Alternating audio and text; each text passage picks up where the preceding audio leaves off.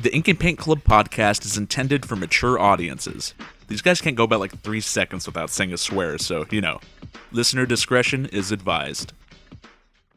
So how about them trains and their infiniteness? I like trains. Damn it, you took the joke. I was gonna say that.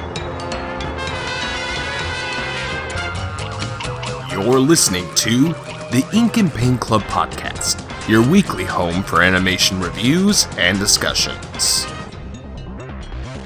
Hello, everybody. Welcome to another episode of the Ink and Paint Club podcast. My name is JD, and Kyle is sick with death, probably. So he's not here again this week. We hope for his speedy recovery or for whatever it is he has, but he'll probably be back next week. But we always have good old Matt here. Yeah, good old Matt. I am here. Yes, and he is good. And filling up our ranks this week, Richie is back. Hey, it's me. Hi, Richie. Yeah, what up? It's been a hot minute, so good to have you back, man. Yeah, I'm always glad to be back. Yeah. So Matt suggested we talk about Infinity Train since it apparently wrapped up its second season recently, and I'm like, all right. That was the gist of the conversation. Yeah, basically. Infinity Train is Cartoon Network's weird miniseries anthology kind of thing. It was interesting because I watched like the first episode when book 1, as they're calling it, came out, and I'm like, this is kind of interesting, and then I just kind of forgot to keep watching it, and then they're like, hey, all of season 2 is out, and I'm like, when the hell did that happen? It just came out of nowhere. Legit, man. Just kind of like how the train comes out of nowhere. Yeah, pretty much. But yeah, Infinity Train is this very surreal kind of show where people are brought onto the said Infinity Train basically to work out their inner problems. Yeah, that's a good way of putting it. Kind of brought on. I don't know. I'm not sure how I feel about this show, to be honest. Like, I'm interested in it as a concept, but I'm not really sure like how I feel about it in general. How are you guys feeling about it? Someone go first, as me. Matt, you go. I really dug it. I didn't really know anything about it before making the suggestion to watch it. The only reason why I thought to cover it is just because, I wrapped up season 2 recently. The most I knew about it was when the original pilot came out. I didn't even watch it back then. I watched it along with watching the show recently, and so the only thing I knew about it was some of the, like, I'd seen some stills from the show, but I didn't really know anything about the contents or anything. So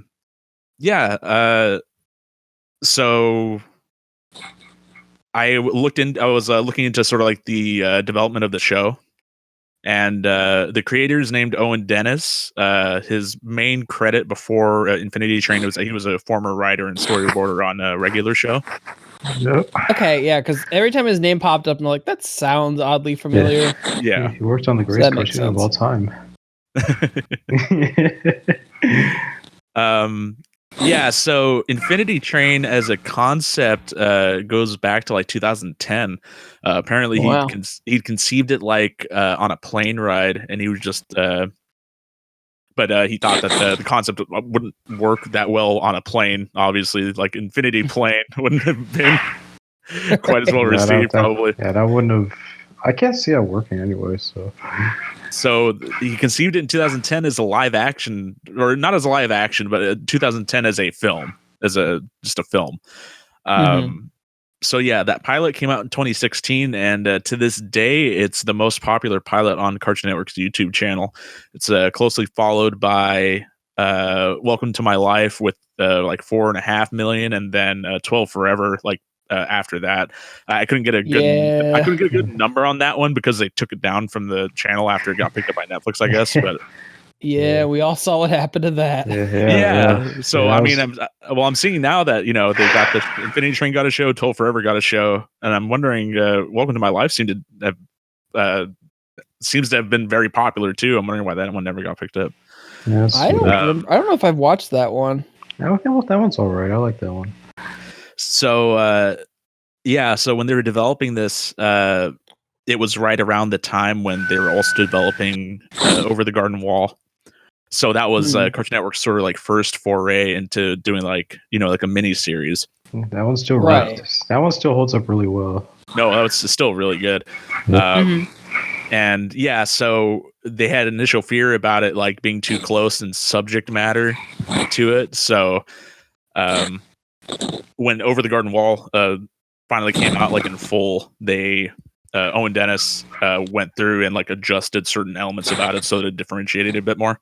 And got picked up for that pilot, and then just due to the great success of the pilot and like the people making like petitions to get like greenlit for a full show and stuff, and it worked. Like I remember when they were like spamming every like social media. Cartoon Network has like, make a Infinity Train a show, please do it. I'm begging you. Hey, it worked.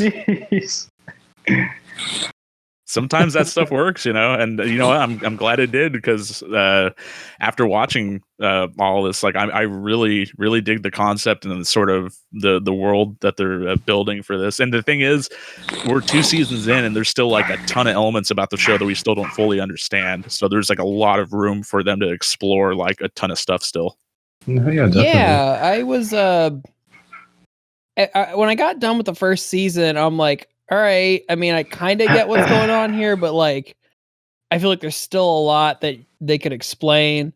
And we kind of got some answers, in the second season, but yeah, it like also brought up a lot more questions for like new stuff that we've seen that we have, know nothing about also. Yeah. This is definitely going to be one of those things that by the time like Infinity Train is done, we're still not going to have the answers to every single thing, and that's fine. That's completely fine. We don't need I honestly wonder if that's kind of part of the point, is kind of to leave it kind of up to the viewer to kind of decide some answers for themselves. Yeah, I can see that. Richie, what's your kind of general take on this show so far? I like it too. It's pretty cool. I like that it doesn't have like a central main character. It like kind of rotates. Like during like the 2 seasons we saw, we had like 2 different main characters. Technically 2 in the second season, because it was like Mirror Tulip and what was the dude's name? Jesse. Yeah, Jesse, the same guy that voiced Sway Sway in Breadwinners, by the way. Yeah, well, he's also the current voice for like Spider-Man, like in the current show that they're doing. Yeah. And, like on Disney, I think. And then what else is? Oh, he was Raymond in OKKO. That was the other thing. Oh yeah, that makes sense. Oh, yeah. That's funny. Yeah, sounds like it. Yeah, and you know what? Like, speaking about the voice actors and like Tulip and stuff. Like when I was watching it, I thought her voice seemed like really familiar, and then like I had to go look it up, and I was just like, oh wow, that's that's definitely Ellie from The Last of Us. Like, Ashley Johnson. Ashley Johnson. Yeah, because she's I've also always Tara liked in Teen Titans. Yeah, because I've always really liked her as a voice actor, and I've always said that if I ever got one of my ideas off the ground, like it would, God forbid, it was ever made into a show, I've already got a character of like, I know Ashley Johnson would be this character because her voice fits the character. But yeah, I think as Tulip and Mirror Tulip, she does really well. Yeah, she's great. Yeah, so part of my I guess I'm hesitant to call it an issue. It's probably just because of my own presumptions. Because I guess the way the internet was selling me on this is it's kind of like an anthology kind of thing where it's like each season you get a new protagonist and like it's more or less disconnected from the season before it. Um so I didn't really look too much into season 2 before I watched it. So I didn't realize that the shaved head metal person was Muir Tulip because again, I kind of watched this entire show within a day. Um Yeah, you so saw I didn't know that Muir Tulip was even a thing, and then by the time they got to season 2, it was like, oh, that's who that is. So yeah, you I saw thought it was the. literally. Oh Go no, ahead. I wanted to say you saw the Chrome car, right? That was season 1. Yeah. But Yeah, I that's up until like 2 days ago, I'd only ever seen the very first episode. I didn't watch like the entire season until a couple days ago. So like I watched the whole first season, and that's kind of when it clicked that, oh, the Chrome person that's with Jesse, that's gonna be Miro Tulip. Okay. yeah. But up until that, I just seen art from season 2, and I thought it was just like these two dudes on the train, and that was just like the new season was just going to be about this person, a new character getting on the train, and what their deal is. I didn't realize that it was going to have a bunch of ties back to the first season, honestly. Mhm. So it's yes, it's switching main characters, but it feels more like a traditional show rather than an anthology proper. I mean, technically, we're still kind of following Tulip. In a sense, yeah, because We're not. following. That's the whole point of season 2. It's not Tulip. Yeah, but it's like it is, like, but it isn't. It's not. Right. It's She's like- her it's own like- person. Yeah, I mean, She yeah, is her sure. Yeah, I mean, okay. Yeah, so I mean, we still need to see where they're going to be going from, like with season 3 and beyond. We need to see where they're going to be going with this, because obviously, I Right. think they're going to keep on keeping like the ties to like the denizens of the train, the ones that aren't like passengers, the ones that don't have things to work out, the actual characters that stay on the train all the time. Like, just Mhm. they're obviously going to be there probably throughout the whole run of the show, and they're going to have like ties to Right. new Oh, yeah. denizens that are going to be showing up. But like as far as like the actual main central characters that show up in the upcoming seasons, we don't know. I mean, we only have the one extra, the season 2 to go off of, a sort of a comparison point for that. Do you Yeah. think they would bring back that one character, like the antagonist from season 1? I would definitely think so, just because that's so like the whole like conductor thing that they were doing, like that's kind of integral to the train as a whole, and given how much the train plays into the plot, like I could definitely see that sort of coming up again. Obviously, Yeah. yeah, we're going into spoilers for. Oh Yeah. yeah. I feel like people might as people well. listening to this show should just fully expect that we don't have any restraint on spoilers. Just Yeah, 'cause- well, just in case. I mean, the show's also been over for a few weeks, but at this point, so I'd like to think that That's anyone still- who still recent enough. Yeah, it's pretty brand fuck new. them. I was actually So the first season ends with like them realizing or like figuring out who the conductor really is. Still think that whole bit about it's like that dude's wife was just kind of random and out of nowhere. But yeah, I was kind of surprised they don't bring that up in the second season at all, because like you see 1-1 pretty frequently. A lot of the Can we talk about 1-1 for a second? Actually, yeah, Yeah. Sure, go ahead. how do you feel about 1-1 as like a character? he is part Wheatley, part Marvin from Hitchhiker's Guide. Okay, I'm glad you brought that, because that was my exact. I wrote that down in my notes. I'm like, he's literally a cross between Wheatley and Marvin, like. But he looks like a one of like Paradox or Robonoids from Steven Universe, He does, yeah. but Like, with I like was- an apple coat of paint on it. It's like, and it was funny because like 1-1's like happy personality sounds so much like Wheatley that I was surprised it wasn't voiced by Stephen Merchant. Steven Merchant, yeah. It was pretty funny, but then just the sort of like the bipolar nature of like 1-1 and like the more depressed one, like it literally, like I was just, the first time I heard it, I was like, oh, that's just totally Marvin. Like, I will say, like, I do like 1-1 as a character. He's But alright. I will like him. say that my favorite characters, and this is probably the first time I've ever said this, my favorite characters are the animal sidekicks.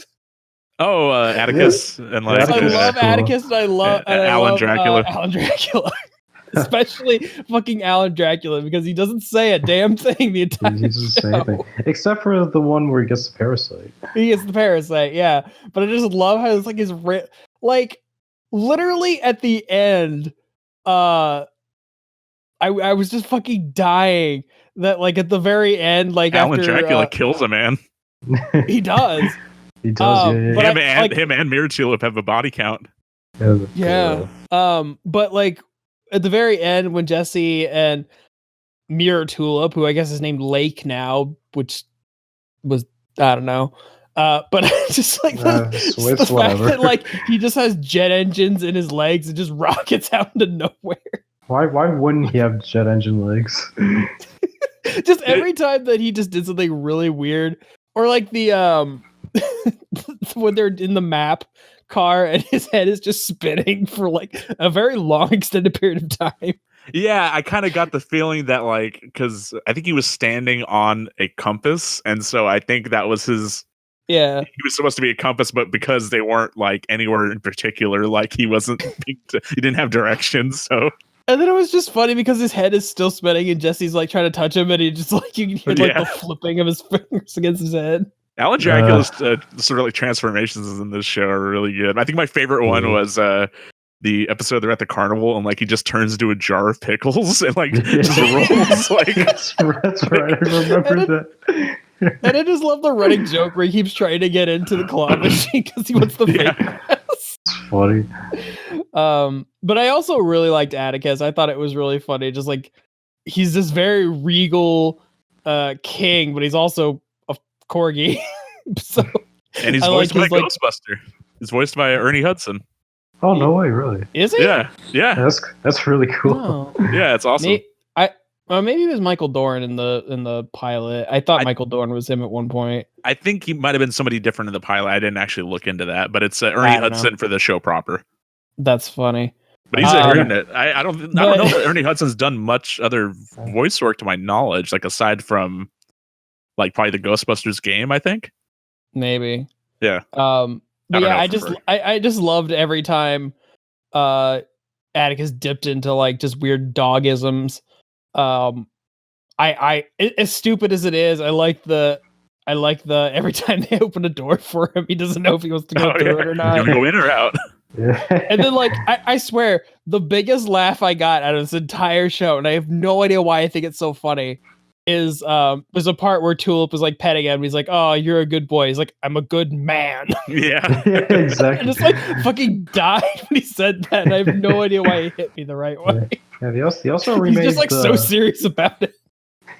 He also remade the pilot for Mini Train for the actual show. Yeah, that third episode, the Corgi car is the pilot, but they rewrite it in a way to make Atticus like a full part of like the rest of the season because the original pilot didn't end that way. I guess people just liked him so much that they wanted more of him, and I'm glad that they did. I'm glad. It's a great addition. He's king of Corginia. Yeah, I like when shows do that. They just kind of try to fit the pilot into the actual show. Yeah. You know what? Atticus actually has like one of the more poignant like lines in the whole show too. I can't remember it verbatim, but it's something like when they're fighting what is it? The not the steward. That the giant like the monster with the mask with like the tentacles. Yeah. God damn it! It's like a train term for whoever like takes the tickets. I can't remember the name. Well, anyway, I don't. I can't. But like they go to fight that thing like in the last episode, and like he says something akin to like as a king, I haven't come this far to run away from my dragon or something like that. Oh yeah, like it was pretty awesome. Like actually got really like this. Yeah, he was really fixated on that one. Because that was his entire point, his entire reason for coming on the journey, because he had to go fight that thing. That was the steward. That's what it was called. That monster's called the steward. Right. Yeah. Yeah, no, And just to, go ahead. Fine. I was gonna say I like again, like I said, I think the show has a really interesting concept. I like how the whole like each car is its own little contained world. And there's a lot of um really interesting concepts for just like these random ones, and even some of them you only see for like a second because it's like it just shows them coming out of it. like Um, the Asana car or the or right. some of the car that's was it Tulip writes in her notebook the just straight up Straight up Italy Italy car. car. Yeah, Even though it has flower people, it's just yeah. a straight up Italy car. But yeah, and even though it kind of it kind of sets up, you know, the mirror tulip and stuff, I did like the concept of the chrome car, and you've got like the mirror police who become recurring characters. Um, just that is uh really interesting. I like the crystal world they have to go to, if only because they have to use Word up um a cameo to yeah, they have to use word up as a cameo as a plot point. dude. I was like, I liked the show like while I was watching, but like once I hit that episode and like that happened, I was like, okay, this show turned from like good to great to me because Well, it was not only do like I love that I love that song, and like the other one that cameos more popular for is Candy. Like I love those two songs, but like just to see it integrated where like she actually has to sing it, and like it's actually like part of her like backstory, like that she used to listen to it like on road trips and stuff. Like I loved that shit. It was so good. I use Well, a it lot was- of. Oh no, you go ahead. well, I was gonna say, I just thought it was really funny because like every song she was singing up until that point was just like some made up song for the show. Well, And they were then like she's fake like- versions of other songs. I think like one of them was Right. supposed to be like "My Love Will Go On," like Titanic or something. Like, Yeah, but it yeah, was well, no, because they're saying, oh, that's Oh. like from that movie with like the couple that falls in Boy. love on the Zeppelin that explodes, like Right. instead of the ship that crashes. And Like, I think you got that wrong, by the way. I don't think it was Kenny. It was Word Up, right? well, no, but the band is called Cameo. Oh yeah, no, Cameo. Yeah, that's the one that sings. Right. Because they Um, also made that song. Yeah, but it was just funny because like all these songs are very, whether they're inspired by real songs or whatever, but they're all fake songs. Yeah. But the fact that she's like when she realizes like, oh, the road trip, and then you just hear the song start to fade in. Like And, when like- I heard those fucking like drums kicking in, I was like, wait, there's no way. And then like they And I was started like, doing wait a the for real song, and I was like, oh, that's amazing. Like I was so Why did down. you expect her to start singing it? I just thought like because I guess my first instinct was that like, oh, she's just remembering the song, so it was just playing the song from her memory or something, and that Yeah. was gonna activate the crystal. But like, Yeah, nope, sure. she has to sing that song. She sings it like lethargically, like it's Yeah. so good. I mean, she gets into it a little bit after sure. everyone else starts Yeah. getting into it, but it's just like out of How mu- nowhere, and it was like just funny. It's like a very good use of an actual song. No, it's How mu- incredible. How much in royalties did they have to pay to actually use those songs?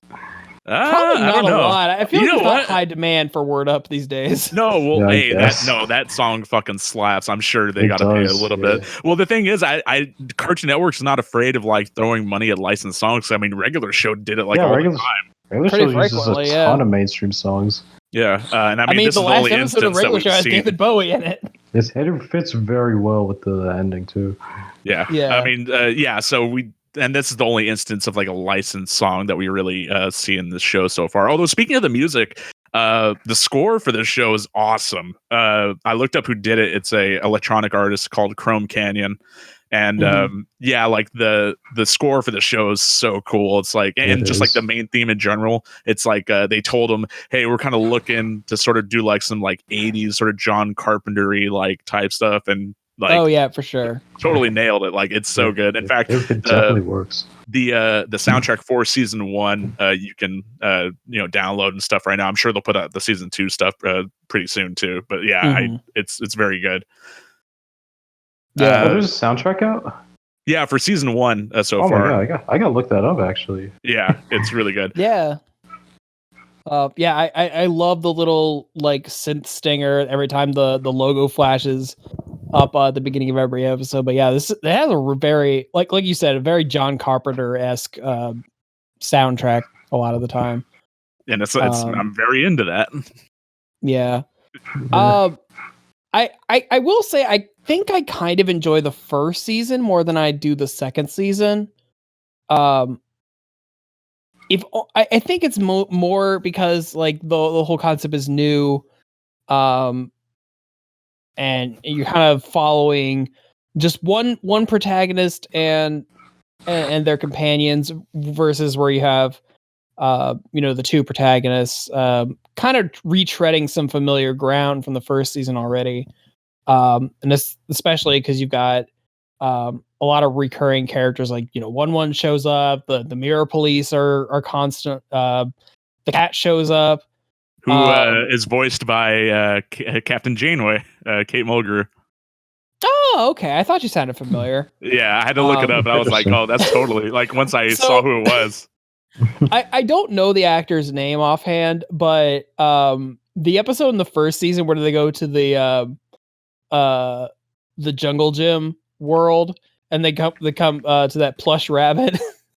It's the same guy who voices King Shark on the Harley Quinn show, and it's the exact same voice. Oh, like like cadence and everything is exactly the same as King Shark, and it just I don't know, it made me laugh. That's funny. Harley Quinn is a good show if you're into DC and a lot of swearing. It a good show. I still watch right one out. But yeah, I think just overall, I like the first season more. I like the second season was good, and I liked how it kind of fleshed out some stuff. I'm very curious to what direction they're gonna head in, if they are going to keep with the different protagonists every season or not, because the second season ends with Mirror Tulip getting off the train, which is all levels of bullshit in my opinion. But you didn't like that? I'd like that it happened, but their way of doing it just seemed like, I don't know. Well, how would you have done it? I don't know. That's the thing. That's my problem with most things. I know what I don't like, but I have no idea how I'd fix them. Sure. But I'm curious if they're going to basically leave it up to the audience to decide what happens to Mirror Tulip now that she's in the real world, and go with a different protagonist, or if they're going to follow Mirror Tulip now that she kind of has a life of her own. Also, I don't know if I maybe missed something, but did they kind of yada yada over how Jesse got back on the train? No, they said that No. he got back on the train because he had a new problem, which was that he wanted to get Mirror Tulip off the train. And that was the whole reason why it was sending one into a paradox. Exactly. Right. Okay. Yeah. Honestly, Richie, so which season did you prefer? Which season do I prefer? That's the thing. They both do, to me at least, they both do a really good job at trying to address certain problems that these characters have throughout. No, absolutely, yeah. That's not specifically what I'm asking about. That I'm just talking about just as far as the characters and sort of the scenarios and stuff go. What you would prefer? I think I like season 2 more than season 1. Season 1's really good, but I really enjoy season 2. Yeah, that's where I'm at too. I feel like I enjoyed the second season better than the first one. I loved the first season, but I really liked Mirror Tulip's whole arc. It was really nice, and just the fact that season 2 was a continuation off of just this one episode they had in the last season was very neat to me. That's not something that you see that often in other shows. I also kind of like her. Excuse me for what I'm about to say. I kind of like her kind of tsundere personality throughout the series too. That's what it is. You can't tell me that's not what it is. Wait, what was it? Yes, her tsundere personality is it's not like I like you or anything. Okay. But yeah, I mean, yeah, she's really cold on Jesse when they first meet, but they kind of grow in each other, and they're friends by about halfway through the season. And I do like the development of their characters together. I think another reason I kind of like the first season better is I think I like Tulip's growth and resolution to her problem more than I like Jesse's. Yeah, I just think that Tulip has a more I guess more relatable and kind of interesting dilemma to get over, whereas Richie is all like, I don't know, is Richie What? sorry, not Richie. I'm talking to Richie. I'm not sorry, the show. Jesse. Yeah, Jesse. Jesse. Sorry, I don't know why I'm having that brain fart. All he did was try to but initiate Jesse's his problem. brother. Yeah, all he did was like Jesse's- try to initiate his brother into like some nonsense or something. Yeah, but yeah, Jesse's problem just seemed to be like he just needed to stand up for himself more, I guess, and tell people no. Yeah, but he just kind of goes along with everybody because he wants to be liked, I guess. yeah, but his whole deal isn't really the central like theme that you're. It's not. Yeah, You're You're supposed right. to be Definitely looking not. to mirror Tulip's whole deal because that's the more compelling one. It's kind of a Right, side character, really. Yeah, but I just liked how I just like Tulip's dilemma and like kind of realizing that she's kind of clouded over her own memories, not seeing how things really are, kind of taking acceptance of that, dealing with having parents in a messy divorce, all that kind of stuff. I found that story more interesting than the season 2 story, which is good, and I do like Mira Tulip's development over the second season. They're just completely different. They're just different. Exactly. Yeah. They're different stories, and they're good in their own right. I just was more engaged with the first season. Sure. I like that more shows are handling like divorce these days. Yeah, for sure. Like between this and there's like a whole new show that just came out that kind of dealt with it. What the hell is it called? Something time split. I can't remember the name of it. That's a pilot. It's just okay. Well, but still, the fact that like all these shows are kind of like addressing like this thing that's very common in like people's lives, like thematically, it's a very very cool. Especially this one, like split, separated parents, like that's related with like a lot of people, like. But then also just like where they go with like season 2 about like having identity issues, like about like the people that you surround yourself with, or just like trying to find your place in the world, that sort of thing. It's all very cool. Yeah. It's I'm a big fan of how they're approaching all this stuff so far, and I'm sure like wherever they go for season 3, like I'll be tackling some other thematic issues that'll be very poignant in a lot of people's lives.